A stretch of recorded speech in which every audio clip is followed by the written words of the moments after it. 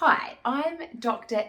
Joan Nelson, and today I'm going to talk a little bit about the decision to have children. So, I had done a bunch of research on the experiences of working parents, so that's kind of my contribution in this space is the experiences of the working parents.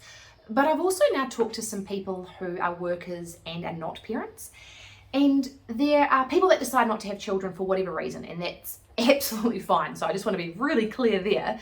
People can make that choice, and that's great. There's no judgment whatsoever. If people don't want to have kids, fine, good on them, brilliant. But what I'm talking about here is people that I've spoken to who have made the decision not to have children. And the reason that they've made that decision is because of their thoughts around their career. And this is something that I find really disheartening. So our society in 2021, we still operate where the default work construct is 9 to 5, and that is different to school. And everything I talk about is this idea that the schedule of the adults of 9 to 5 and the schedule of the children, which is kind of basically 9 to 3, they don't match, right? And so this causes all of these issues for parents, which I've talked about in other talks. And the crux of what I propose is that we should align the two. And not by extending school, but by reducing work. So kind of hashtag work school hours is everything I talk about around reducing work to align with school. And I rabbit on about all the benefits for both staff and for society and for the organisations of doing that. So I'll just park that for a moment. But when I've spoken with a few women now who are not parents, and they have said to me that they love their career. They absolutely love what they do. They're really ambitious. They love the work that they do. And they have made a conscious decision not to have children because they felt that having children would mean that they'd have to sacrifice their career. And they didn't want to make that sacrifice.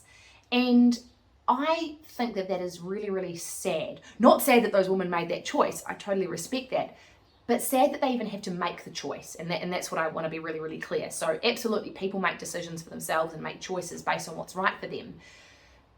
But I think it's sad that we have to make a choice. I don't like the idea that there's still this tension between having a career and being a parent.